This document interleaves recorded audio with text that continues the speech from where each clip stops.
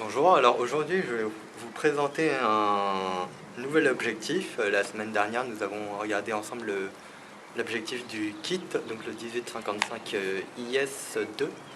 Donc aujourd'hui nous allons voir une focale fixe, donc c'est le 50 mm f1.8 Mark II.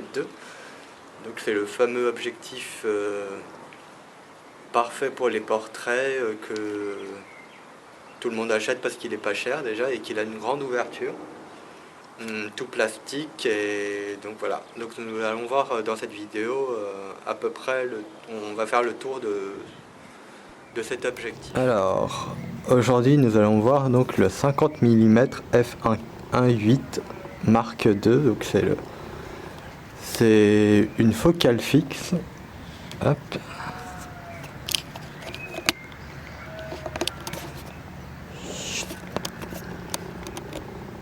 Voilà, donc c'est un objectif focal fixe. C'est souvent le premier objectif qu'on vous conseille d'acheter. Donc voilà, c'est un objectif qui ne coûte pas très cher. Donc il coûte souvent moins de 100 euros, peut-être 119 euros il me semble en neuf, mais facilement trouvable en occasion pour 50 à 70 euros. Donc nous allons voir ensemble rapidement à quoi il correspond. Donc c'est un 50 mm sur APS-C. Il se transforme en une focale fixe d'environ 80 mm, ce qui est parfait pour les shoots de portrait. Sa distance de mise au point minimale est de 45 cm.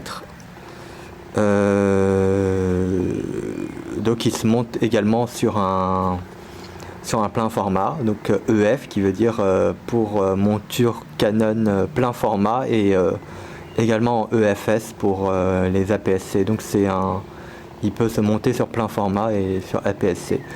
50 mm la focale, f1.8 c'est l'ouverture, la plus grande ouverture qu'on peut avoir, donc c'est une très grande ouverture quand même, et 2 pour Mark II, c'est-à-dire c'est la deuxième version.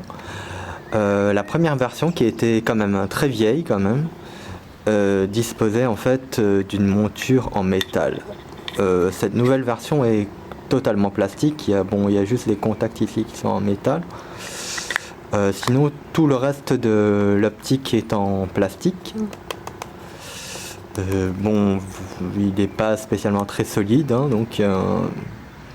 mais c'est une très bonne optique quand même. Son diamètre de filtre est de 52 mm, c'est un diamètre qui commence à devenir rare. Cependant, les petits diamètres, l'avantage c'est que les filtres sont moins chers, donc je pense que tout le monde l'a remarqué.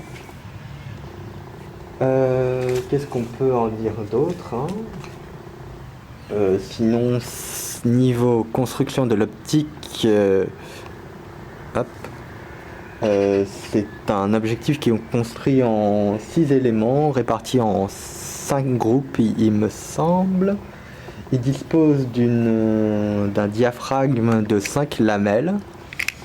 Donc 5 lamelles, ça permet pas par contre un bokeh très doux, très arrondi en tout cas. On risque d'avoir des formes hexagonales. Cependant, pour le prix de l'optique, c'est vraiment une optique à acheter, hein, c'est souvent l'une des premières optiques que les gens vous conseillent d'acheter après celui que vous avez eu de kit, ou ça peut être votre première optique d'ailleurs. Très utile pour les photos de tous les jours, quoique c'est un peu en APS-C, c'est un peu serré. Cependant, sa grande ouverture permet des shootings de nuit assez efficaces. Cependant, l'AF patine quand on est en pleine ouverture et quand il fait assez sombre. Niveau autofocus, c'est un micro-moteur donc classique qui fait du bruit. Donc petit test. Hop, donc voilà, l'optique a été montée sur un 450D, donc un boîtier entrée de gamme. Nous allons essayer de faire un shoot. Donc, peut entendre le bruit du moteur.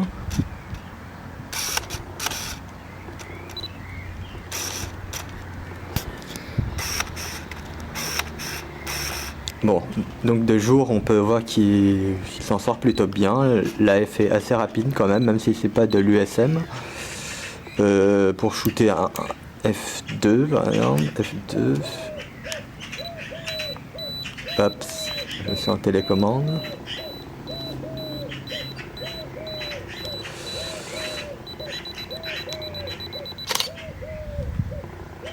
Donc voilà. Qu'est-ce qu'on peut en dire d'autre? C'est une optique qui pèse 130 grammes. Hop. Hop. Hop. Donc c'est une optique qui pèse 130 grammes, je disais. L'ouverture minimale est de f22. Donc la plus grande ouverture f1.8, j'avais déjà dit. Ici il y a juste un simple interrupteur qui permet de faire la mise au point en automatique ou en manuel. La bague de mise au point est plutôt fluide, hein, mais un peu petite quand même. Pour une optique de cette gamme, bon, on va dire c'est déjà bien. Il n'est pas fourni avec son pare-soleil, il faut l'acheter séparément. Ici vous avez le repère pour le monter, donc le petit truc rouge. Voilà. Bon, pour finir pour la présentation de ce 50 f1.8 Mark II.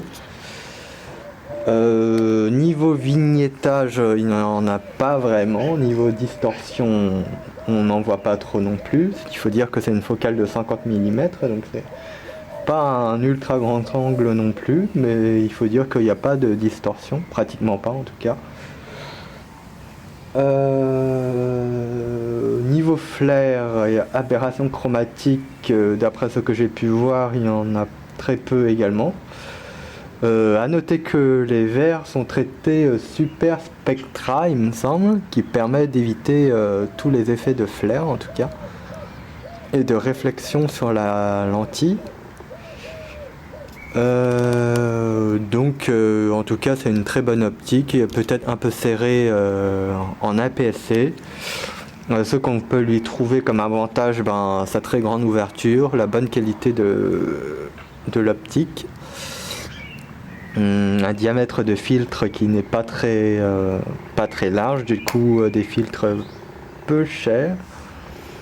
On peut regretter par contre la construction totalement plastique, hein, mais bon, pour ce prix, il ne faut pas trop en demander.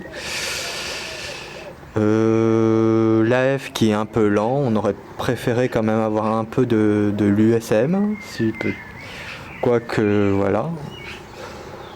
Qu'est-ce qu'on peut en dire d'autre? Ceux qui disent qu'il est assez fragile, enfin trop fragile, et qu'il suffit de le faire tomber pour qu'il soit en panne, j'ai déjà entendu ça. Celui-là a beaucoup vécu quand même, et pourtant il est toujours en plein exercice, enfin il n'a aucun défaut en tout cas. Ce qui peut être dommage également, c'est que le pare-soleil ne soit pas fourni, mais quoique pour le f1.4 non plus, il n'est pas fourni. Donc voilà, c'est une très bonne optique, pas très chère non plus, qui est très bien pour commencer. Si vous voulez investir directement dans du long terme, vous avez également le fameux f1.4 qui est plus cher. Donc l'avantage c'est qu'il est USM, il est plus solide, il a une monture plus solide, il est en métal également. Hop. Donc il est en métal avec la monture également en métal, une ouverture plus généreuse de f1.4. Donc on gagne un cran de vitesse, on a une fenêtre de distance. Et l'ultrasonique, donc c'est un micro USM, donc c'est pas un vrai USM non plus, mais c'est beaucoup plus silencieux pour la vidéo et beaucoup plus rapide. donc qui coûte à peu près 300 à 400 euros. Si vous voulez investir encore plus, non, enfin avant tout il y a également un équivalent chez Sigma en fait, que j'ai oublié d'en parler. Sigma propose également un 50 f1.4 qui coûte à peu près un peu moins cher que le Sigma, il me semble. Il est HSM également, donc c'est l'équivalent du USM. Donc voilà, c'est une solution à regarder également en focal fixe. Si vous voulez encore investir encore plus et passer directement en professionnel en quelque sorte, vous pouvez gagner encore un cran de vitesse avec le fameux 50 mm f1.2L, donc qui est de la série L, qui coûte plus de 1000 euros. On peut le trouver pour 1100 euros parfois en occasion, j'ai déjà vu plusieurs fois. Donc qui est fourni avec le pare-soleil et qui est largement plus lourd et qui est largement plus cher et qui donne des performances, on va dire, qui donne des bonnes performances, mais pas excellentes non plus apparemment.